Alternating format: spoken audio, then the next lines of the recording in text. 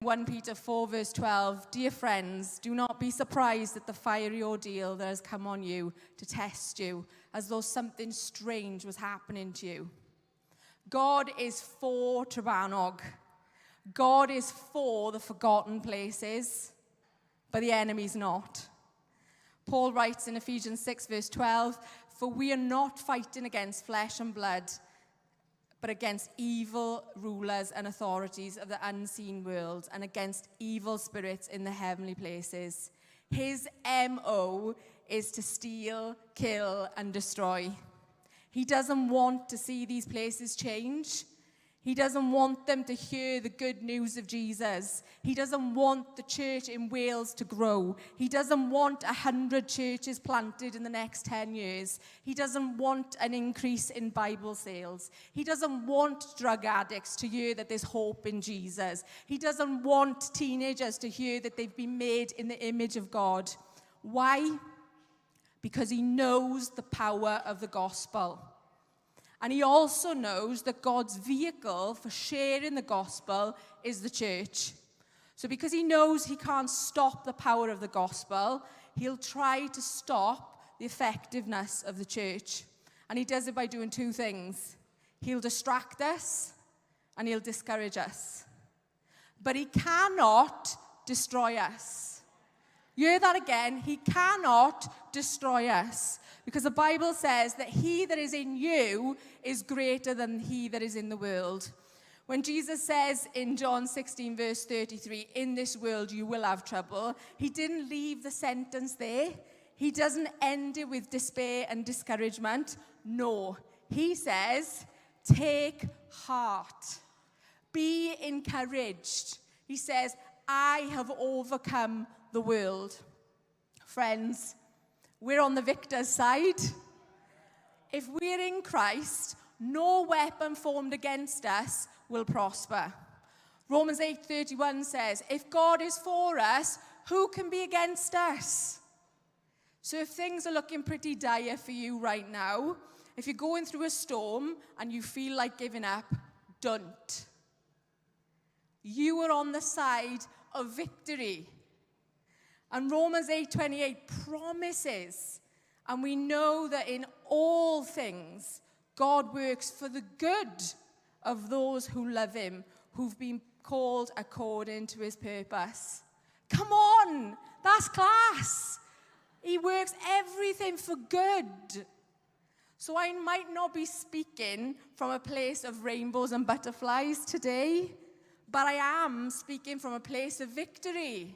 Because Jesus said, I will build my church, and the gates of hell will not prevail against it. Amen. Come on. That's class. That's class.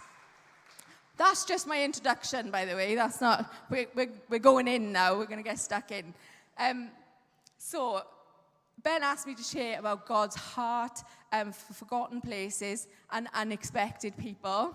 So in order to know God's heart for forgotten places and unexpected people, the best place to start is the Bible, isn't it? Like, that's a good place to start. In Deuteronomy chapter 7, verse 6-9, when talking about Israel, it says, the Lord your God has chosen you to be a people for his treasured possession. Out of all the peoples who are on the face of the earth, it was not because you were more in number than any other people that the Lord set his love on you, for you were the fewest of all peoples. But it is because the Lord loves you and is keeping the oath that he swore to your fathers. The Message puts it like this: God, your God, chose you out of all the people on earth for himself as a cherished personal treasure. God wasn't attracted to you and didn't choose you because you were big and important. The fact is, there was almost nothing to you. He did it out of sheer love, keeping the promise he made to your ancestors. And it's a pattern we see throughout the Bible. God working with and through the small, the weak, the insignificant, and the unlikely. Moses, the stutterer, living in the desert in Midian. Gideon, the Midianite, the least of the weakest clan. David, the shepherd boy from the rural town of Bethlehem, Rahab, the prostitute from the fallen city of Jericho, and Mary and Joseph from Nazareth. Will you turn with me really quickly, if you've got your Bibles? It's only a couple of verses. John chapter 1, verse 43 to 46. They did ask me, did I want any slides? And I'm rubbish with technology, so I'm like, nah. But I think it might be up there. It says, the next day, Jesus decided to leave for Galilee. Finding Philip, he said to him, follow me. Philip, like Andrew and Peter, was from Bethsaida. Philip found Nathanael and told him, we found the one Moses wrote about in the law, and about whom the prophets also wrote, Jesus of Nazareth, the son of Joseph. Nazareth! Can anything good come from there? Nathanael asked. Come and see, said Philip. Class, I love that. I love those verses because Trebanog, where our church is, where I work on a day-to-day basis, is a Nazareth. I'm a Rhondda girl born and bred. I'm from a tiny, tiny, tiny village called Glenfach. I think me and my father are probably the only people in the room that are from Glenfach. But it's on the hill between Trebanog at the top of the hill and then Porth at the bottom of the hill. I went to Cymru Infant School, which is the next village over from Glenfach. And then I went to Cymru Juniors. And it was there that this innocent, angelic class from Cymru Infants were combined with the wild rabble of Rwgan infants. Rwgan is the council estate in Trebanog that basically consists of flats, a few houses, a park, a corner shop, and then the community centre, and that's it. It's literally one road in and out. There's no other way to get out of there. And it really is like another world. And I'm not lying when I say that the culture difference from Trebanog at the top of the hill to Glenfach on the middle of the hill is huge. It's absolutely mad, the difference in the culture. And school was like my first taste of that. Those kids were absolutely feral, like really seriously wild. And not all of them, but like the majority of them. Trebanog, especially Rwgan, this council estate, had a reputation for trouble, drugs, unemployment, antisocial behaviour, domestic abuse, poverty, poor education, and teenage pregnancies. Can anything good come from Trebanog? When I left junior school, I went to high school, and the pastor of our church in Porth started a youth club in the community centre in Rwgan. He really, he had this desire to engage with the community and to integrate the church kids with the sight kids. And that was like an awakening in itself. It was mad. And it was a great idea. It was a really great idea, but it didn't last. And I don't remember why it stopped, but it might have had something to do with the behavior because those kids were wild. And then there was this, there was a strange connection between me and Trebanog, constantly. My brother Dylan started working in the community centre up there. And he worked for this organisation called Sports Train. And basically, they help kids that were dropping out of school with no qualifications. So they would give them qualifications in sports leadership and coaching. And needless to say, because these kids were the type of kids that, dropped out of school, there was quite a lot of Trebanog kids on his courses. And he'd come home and he'd tell us stories of stolen laptops and dodgy characters basically trying to sell weed to his students outside the centre. But he'd also tell us stories of the people that worked there in the community centre, Mary Brown, Mike, and a girl that we'd gone to school with called Roz. He talked about their no-nonsense attitude towards the kids and their fierce loyalty to Trebanog. I started training my netball team there. I used to coach netball, and I was looking for a space, and my brother suggested the community centre, so we went up there for a little bit, and then we moved to a local school. But it was as if God didn't want me to forget this place. It was like there was a constant connection to this place called Trebanog. And then in 2017, after I had my daughter, I started a mother and toddler group in our church in Porth. I had no idea what I was doing, literally like not a clue, but I knew that it was an idea from God. I knew that it was something that he wanted me to do, so I just ran with it. But we quickly outgrew the space in the church, so we needed another venue. And someone suggested the community centre in Rwgan. And once again, I was connected to Trebanog. At that time, Mary Brown, who was like the centre manager, had retired, and Ros was now the centre manager. And I went up and had a conversation with them. They were absolutely desperate for me to come and bring this toddler group to Trebanog.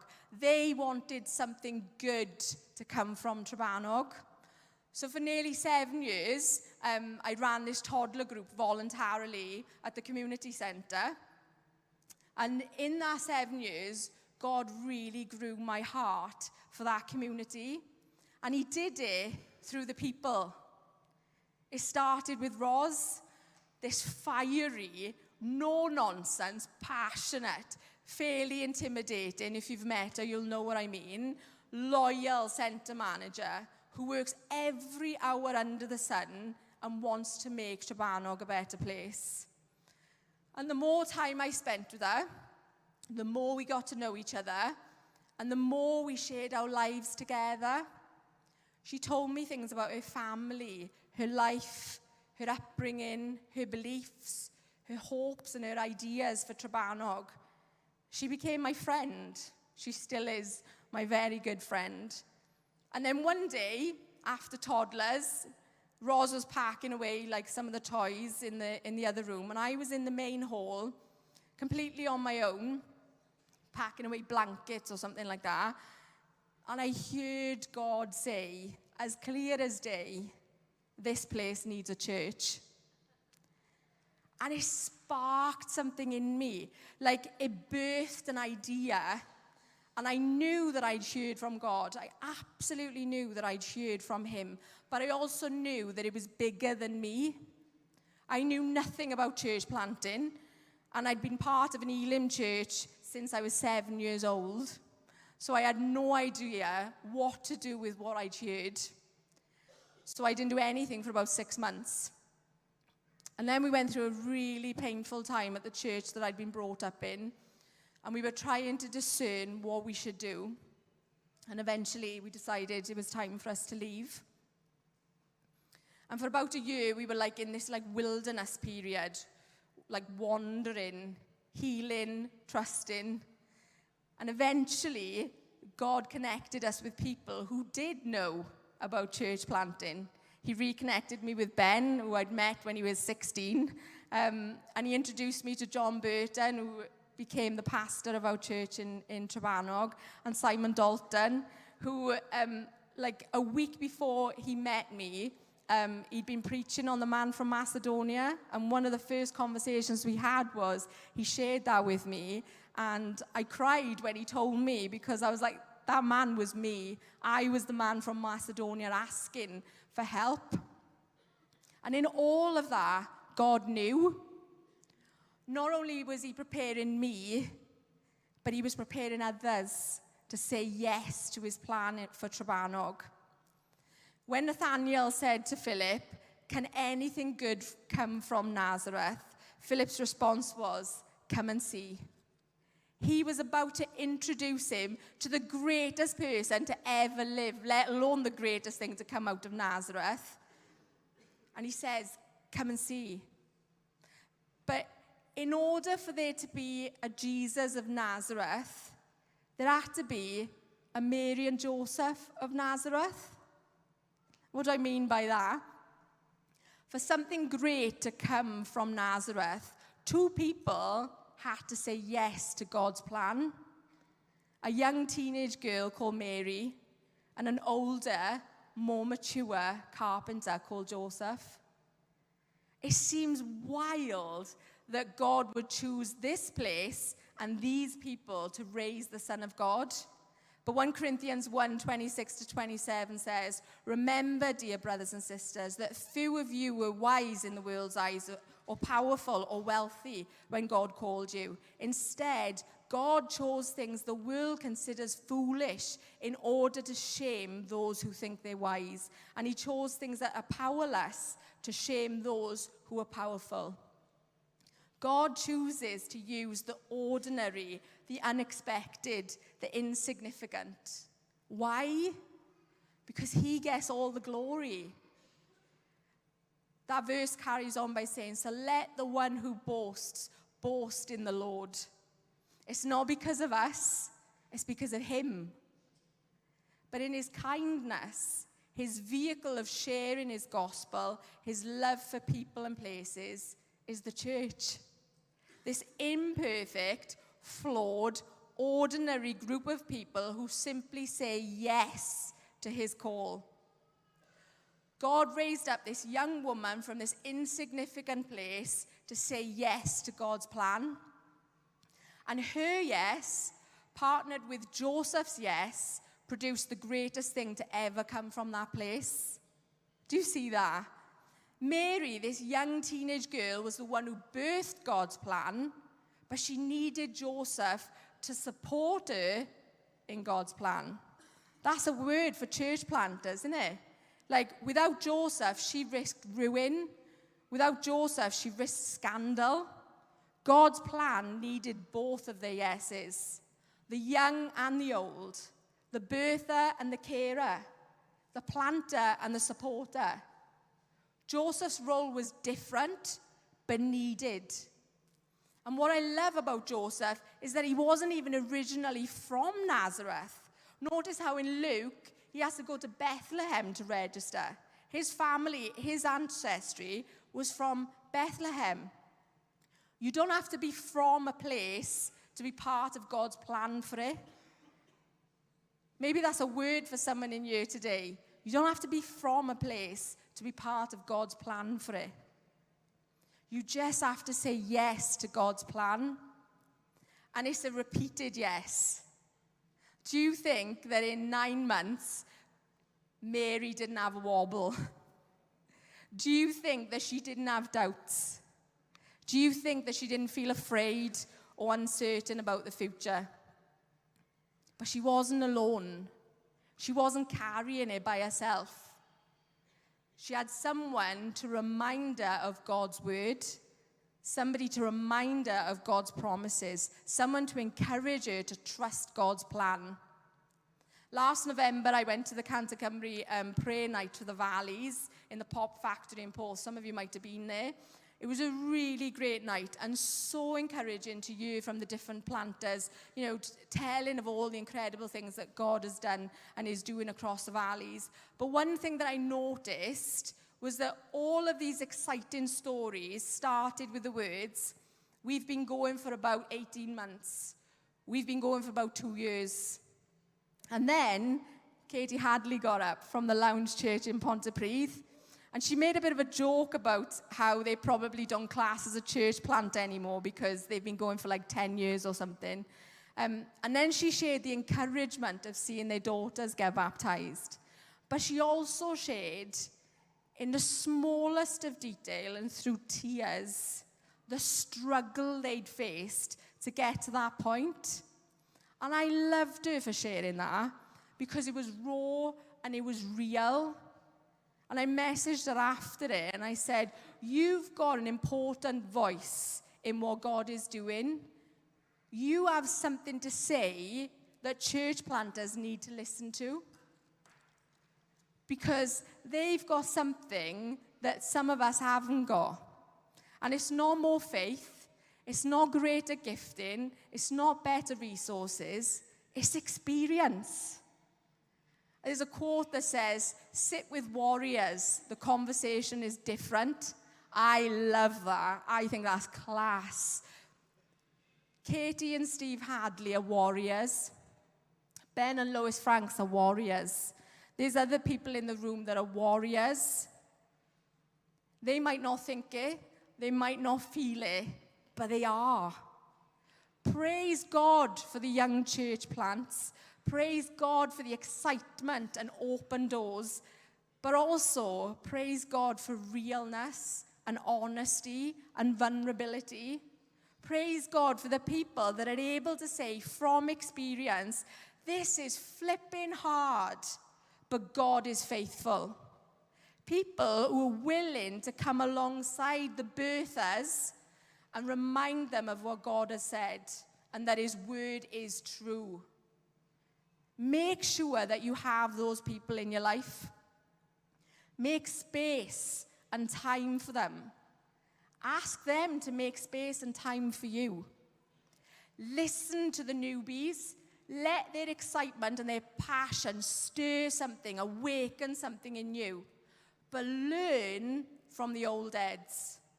Let their wisdom, their experience, and their faithfulness steady you and prepare you.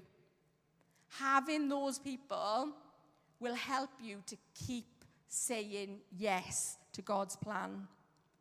To be able to echo the words that Mary says in Luke chapter 1, I am the Lord's servant. May your word to me be fulfilled. Mary knew that what God was asking was impossible.